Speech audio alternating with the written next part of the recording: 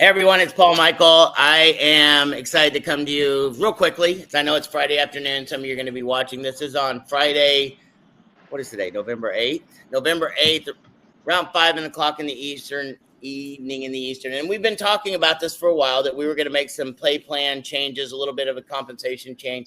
And the reason why is because sometimes you have to, but you've got to always understand, like I said from the beginning, and I've always said it, and I'm always going to continue to say it, is our pay plan, our system, our business model is our clients will pay less, our drivers will make more, and then every time someone does a ride, someone gets a reward. And that's always going to be true. But when we started the company and we started putting things together, I knew we were going to make changes.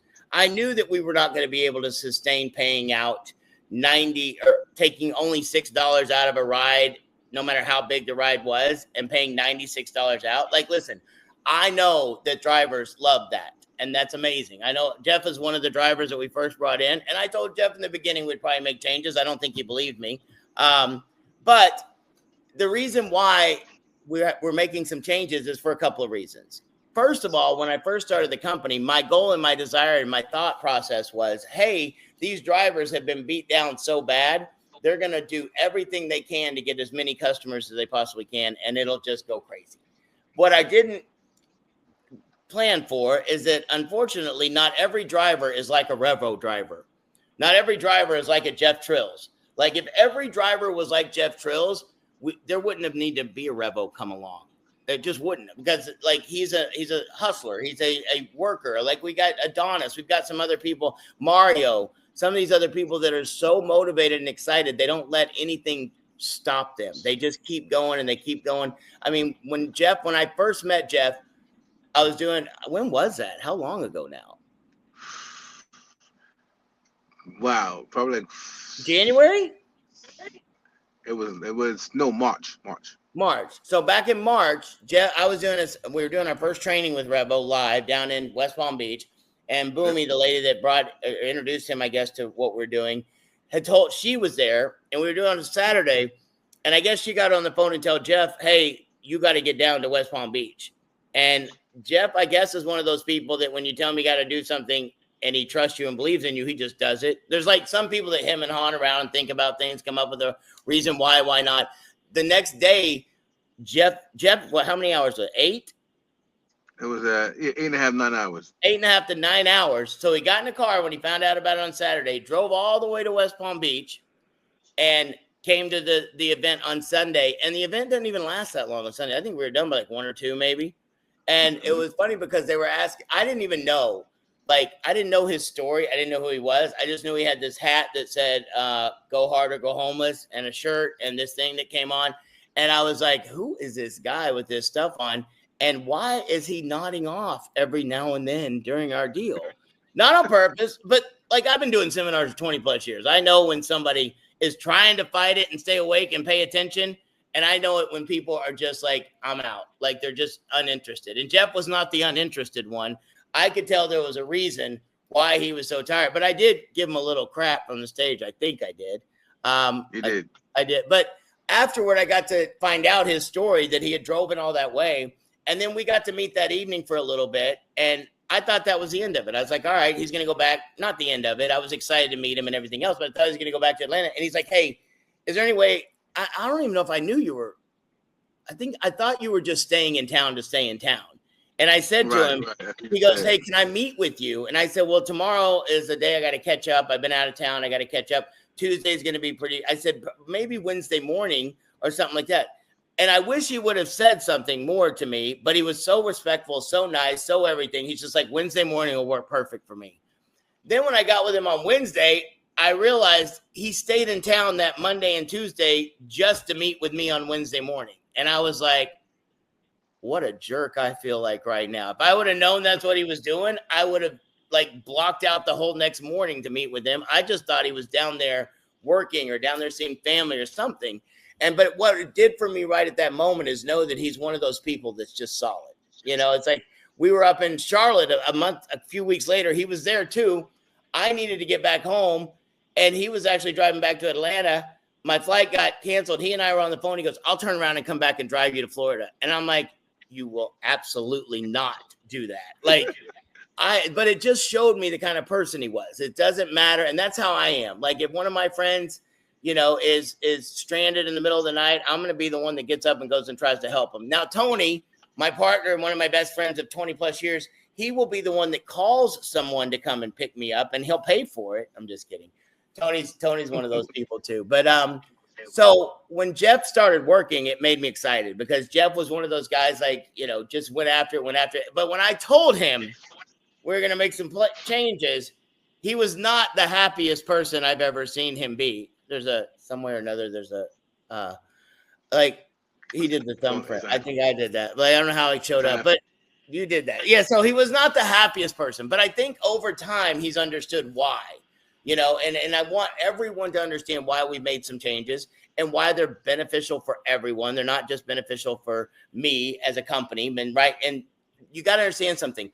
This is not my company. This is our company.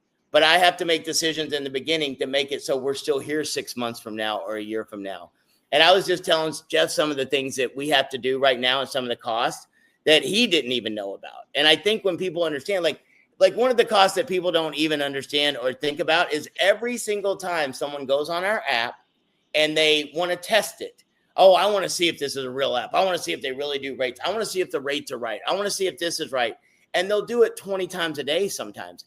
Every single time someone goes on and does that, I get charged by Google. Our charges for that right now are about $12,000 a month. And that's with the limited amount of cities we have open. Can you imagine when we had 5,000, 200,000, 200 cities around the world open and people are doing that? That cost is going to be astronomical. And that is not some kind of cost that I can just say, hey, forget it, because you got to have mapping. And Google and Apple, these guys want to get paid. So we're working on things to segment it and to bring our pricing down. James is working on that. But that's like a cost that, Jeff didn't even know we have. And I told him, I go, listen, I'm honest. I tell people the truth.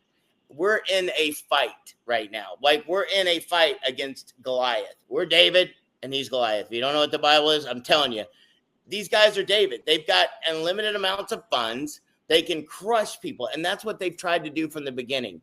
In the beginning, they paid drivers a lot more money, right?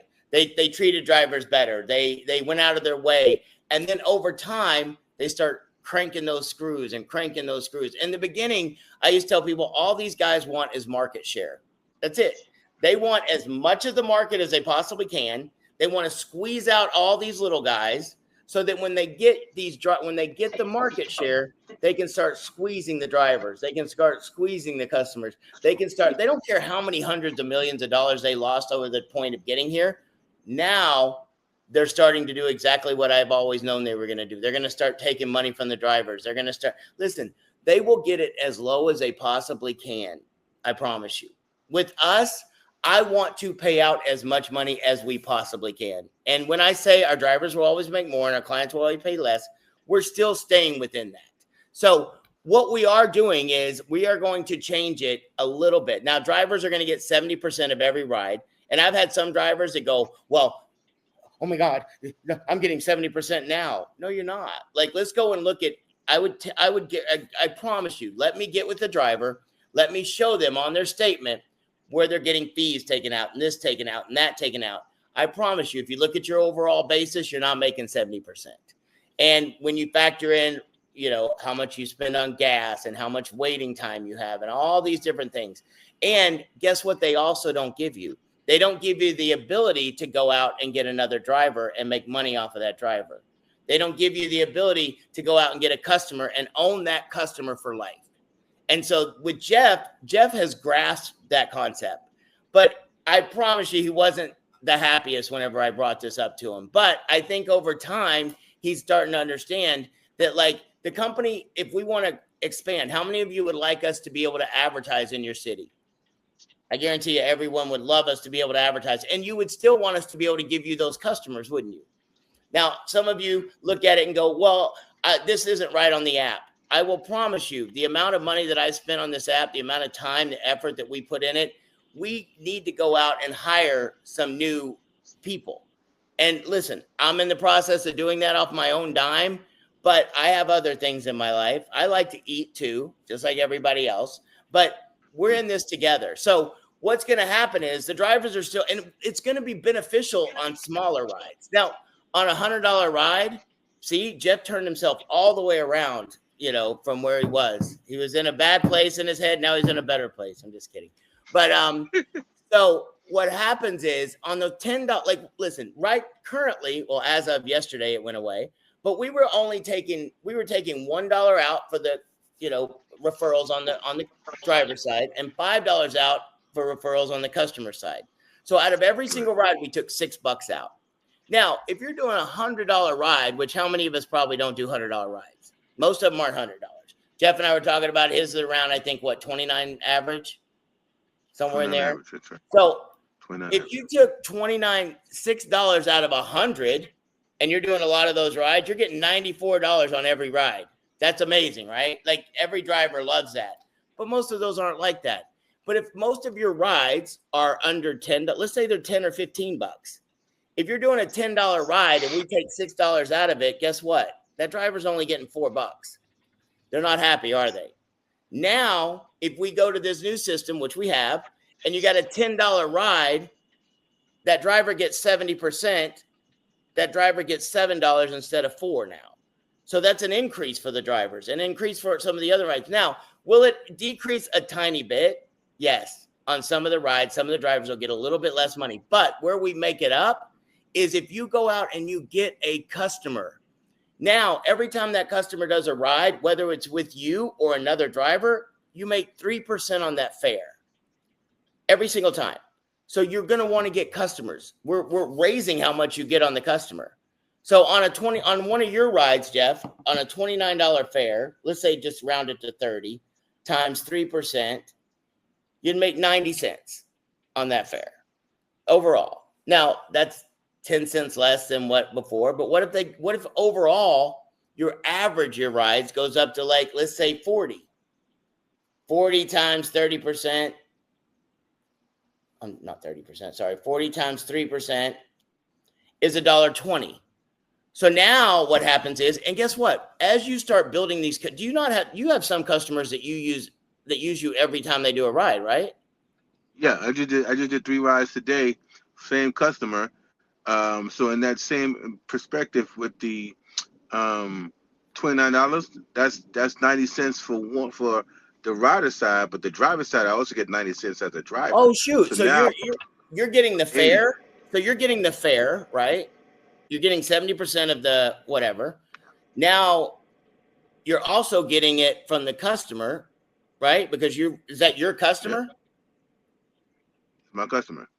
So you're really making, you're making on $30 times 70%. So I get the 90 cents, right? But $21 plus you're going to get another 30 times 3%, 90 cents. So you're getting that on the customer as well. 90 cents. And then if it was a different, that's awesome. But now, no. So listen, so some of that is going to be made back up. It's going to be made back up. And what that does is it gives the company a little bit more to work on.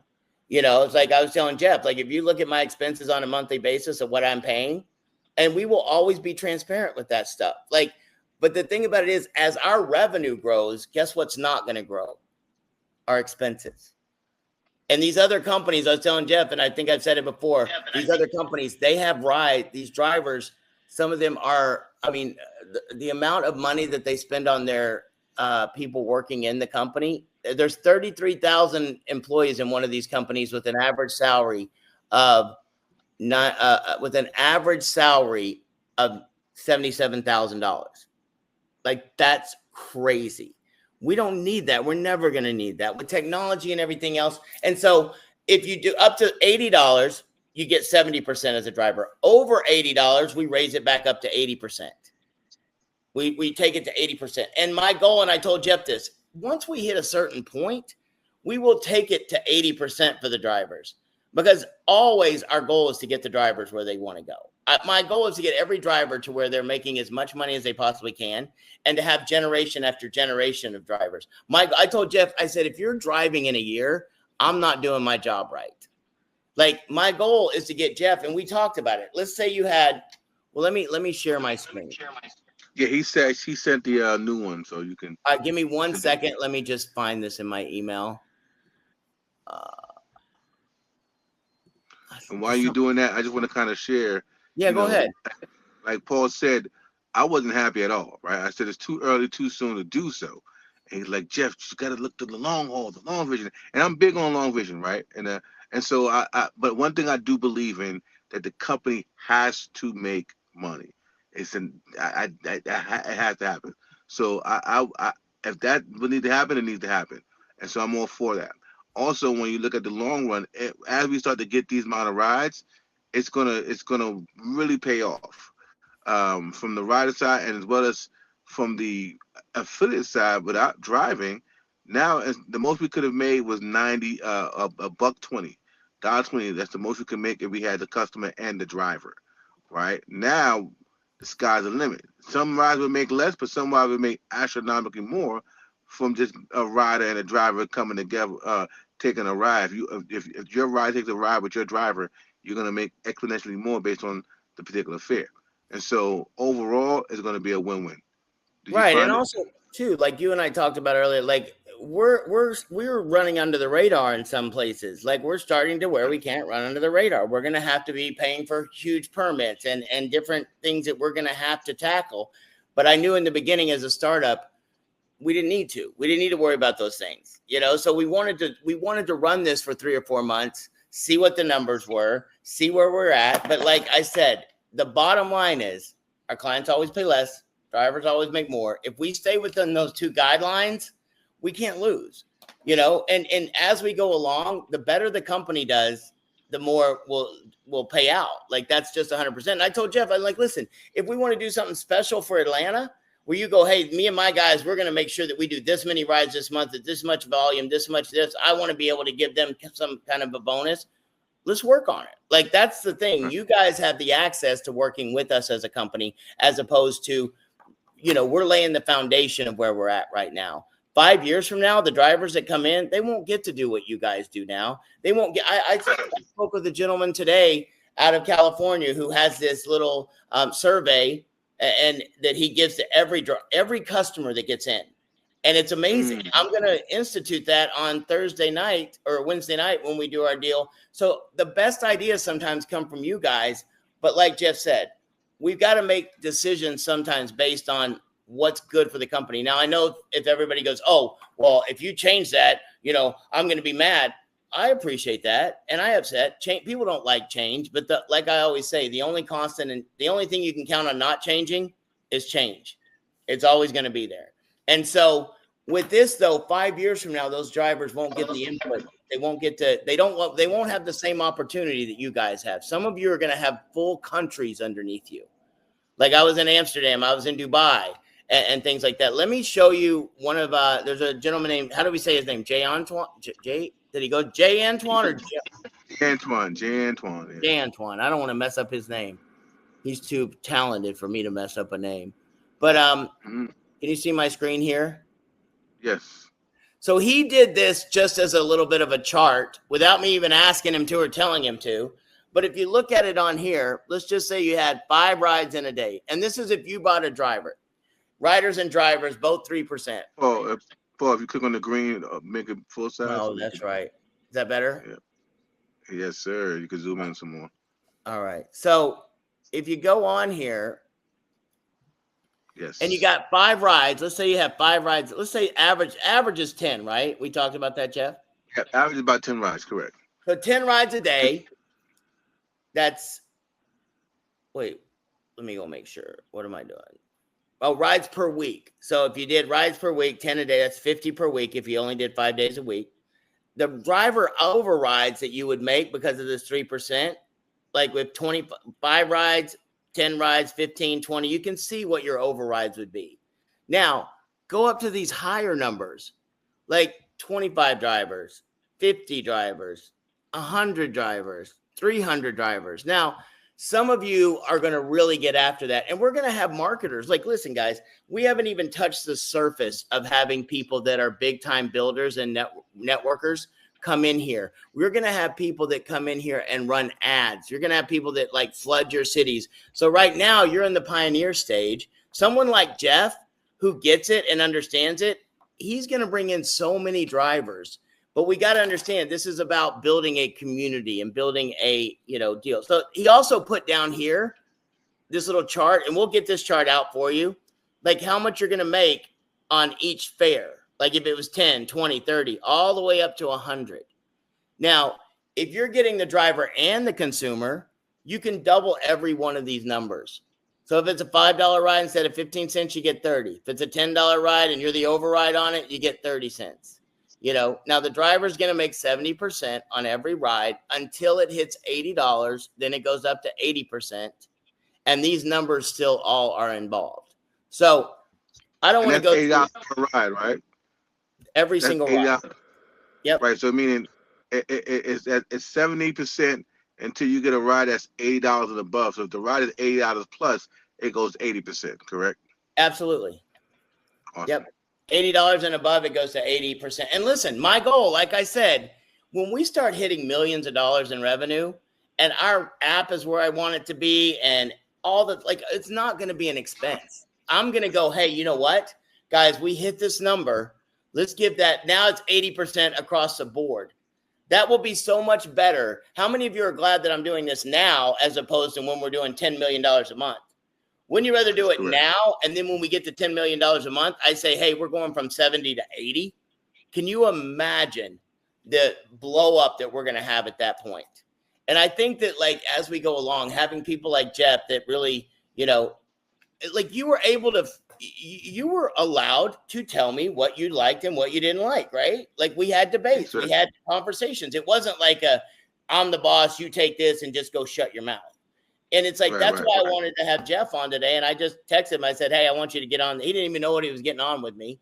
But I said, I want someone like you who wasn't fired up about it, wasn't excited about it, but now understands, hey, as a company, we got to do certain things. And I want people to understand it because let me tell you something. If Uber makes a change tomorrow, guess who they're not calling? They're not calling Jeff. They're not calling any driver in the company. All they're looking at is data. All they're looking at is analytics. I want people to understand it, but I also need people to understand, sometimes I got to make decisions. May not be the most popular one, but in the long run, it's all for this goal. It's all I'm on video right now saying we're never going to change the pay plan to meet the whims of our shareholders. Because guess what? We're never going to have shareholders. We'll have node owners. We'll have people every drive. Tony right now is working on the governance. So at some point when we hit that decentralization point, we have enough people that own nodes that drivers will have a vote. Clients will have a vote. That will be users of the product will have a vote. And then node owners will have a vote. But guess what? None of those will be able to override the others. You'll have to have 65%. Now, right now, I can make changes. But when we hit a certain point, it'll be the drivers have to have 65% consensus to do it. You have to have 65% over here, 65% over here, so that no one place can go, we're going to change the rules and just make it different. And it's better to do it right now so that later on in this game, I can raise that amount up. Never want to take anything away from people. And I think even now we're giving something back because on those smaller rides, you're going to start seeing drivers being willing to take those smaller rides because instead of, a couple of bucks on a $10 ride, they're going to get $7 on a $10 ride. So is there anything else you wanted to add? We're going to come out with more videos. We're going to come out with more criteria. I appreciate Antoine putting that together. He's done a lot of stuff. I appreciate the people that are involved with our company. And listen, do we have detractors? Do we have people going around trying to take people into another company? Yes. And it's so funny to me. If we weren't doing something, nobody would be talking about us. If we weren't doing something good and something great and building it, it would be easy. And if it was easy, everybody would have already done it. But it's going to get listen, is it better now than when you started, Jeff?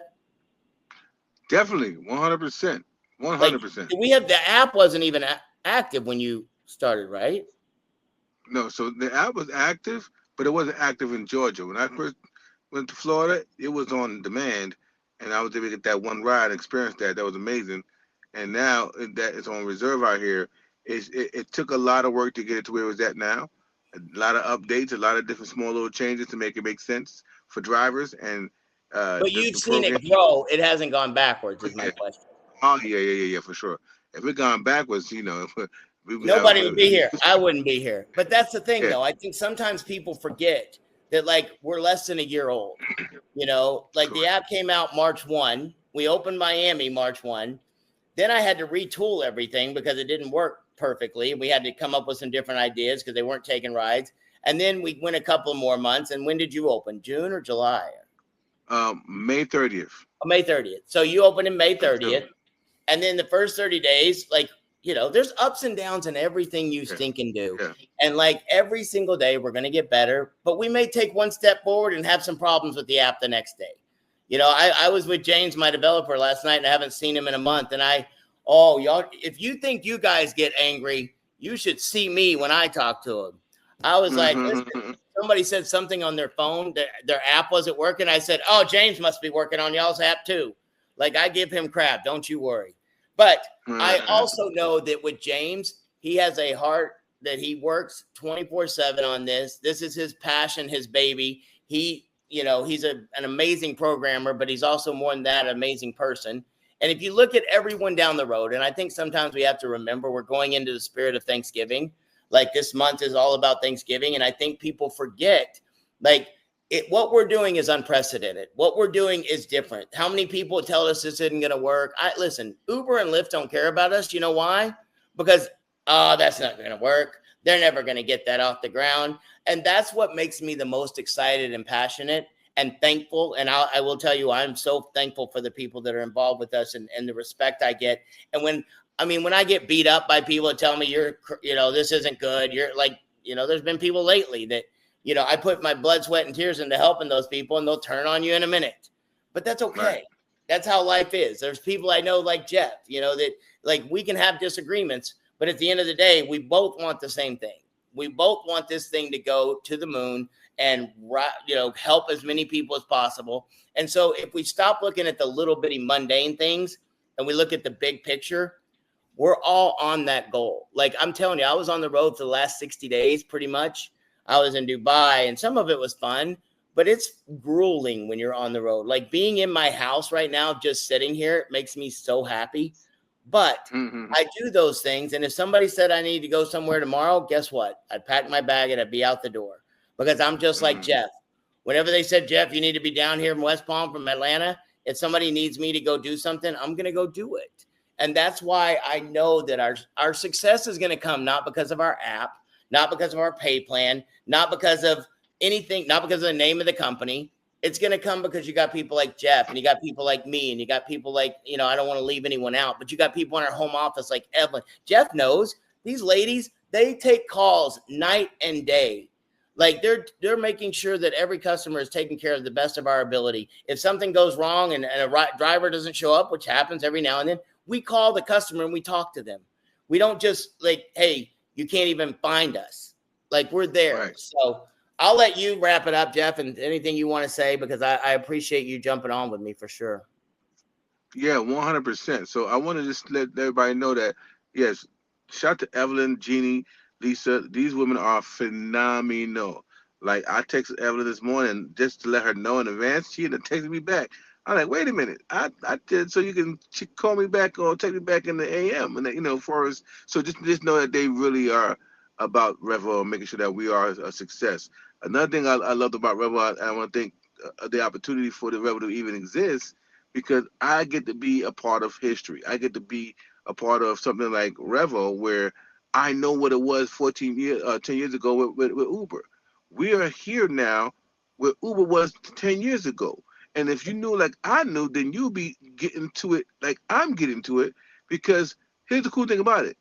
If it works, you win. If it didn't work, I won, because I was able to dominate while we were winning, while we were working. If it went somewhere, I still won. You should still win too. And so what I'm saying is, we have an opportunity to do something magical and special here. And that's why I said, no matter what's going on, this has to work. Right? No matter what differences happens, this has to work. And so we're both passionate. We're all passionate, and that's what this is. It's all passion for this project to be a success.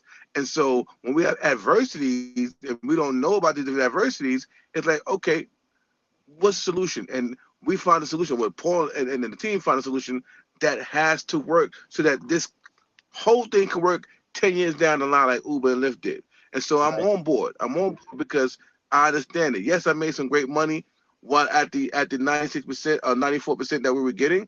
I knew that it had to change. I asked for, I said, I know it's going to change.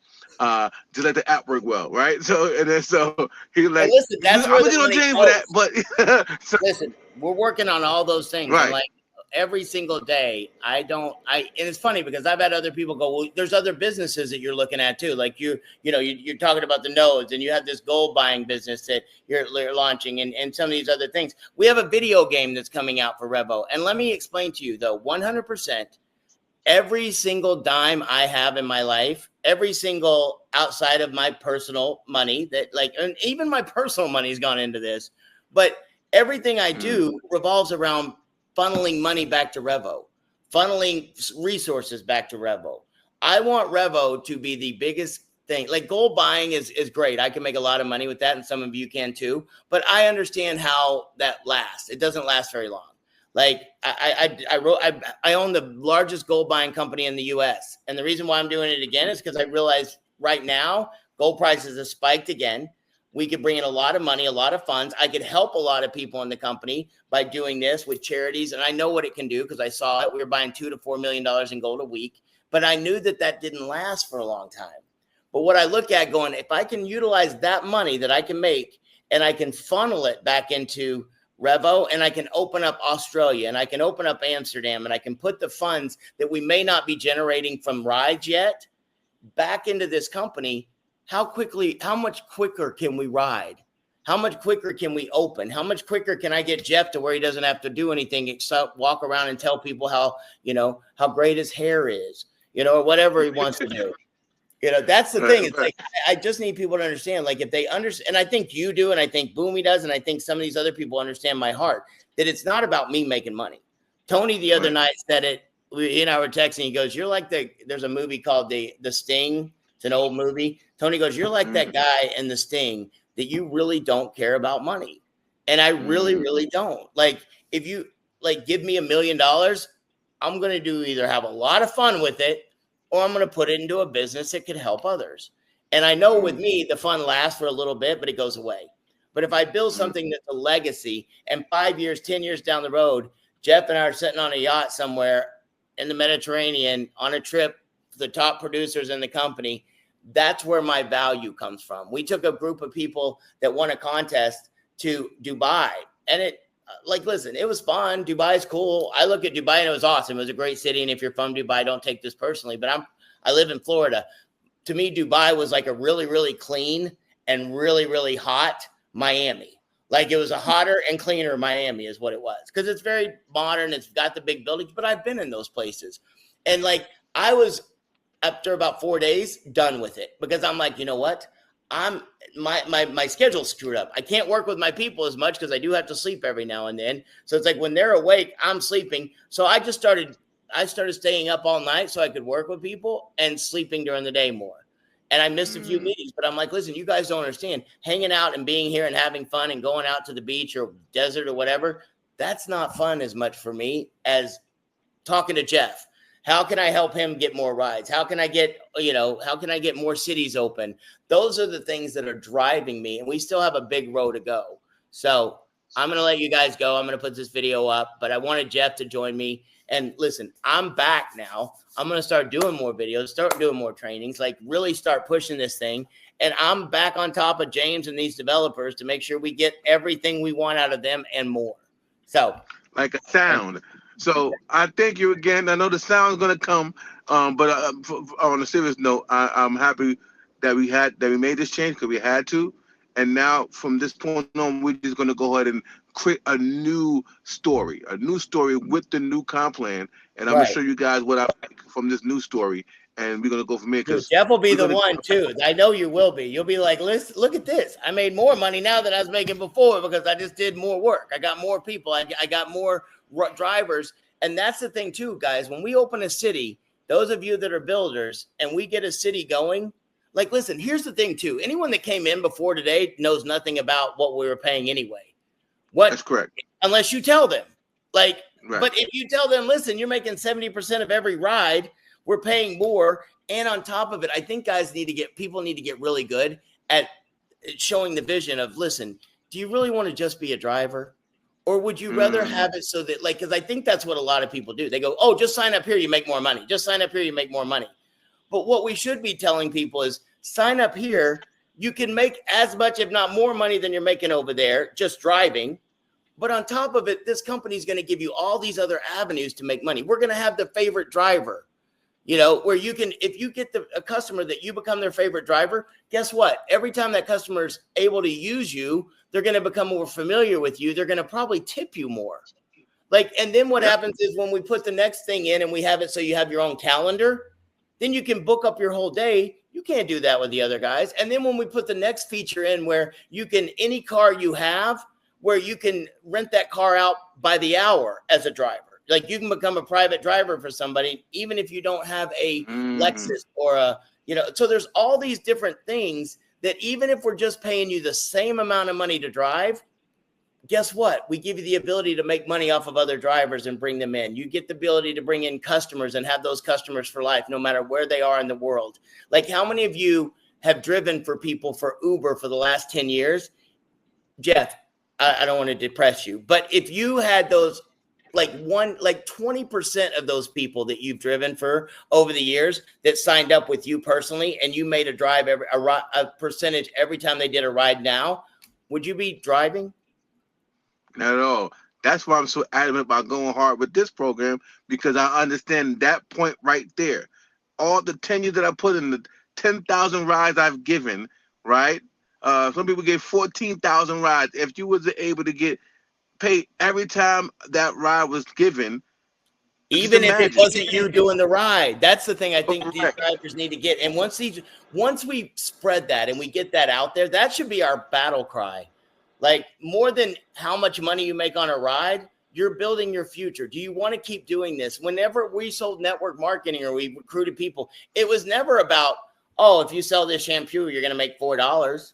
It was always about, hey, if you build this team, you're going to get money residually. But it usually never happened in a lot of those things. With this, people do rides every single day. And when we start doing delivery, they're going to do delivery. Guess what? If you have a customer that's a part of what we're doing and you're the one that brought them and they do rides, a lot of the people that do rides are going to do delivery too.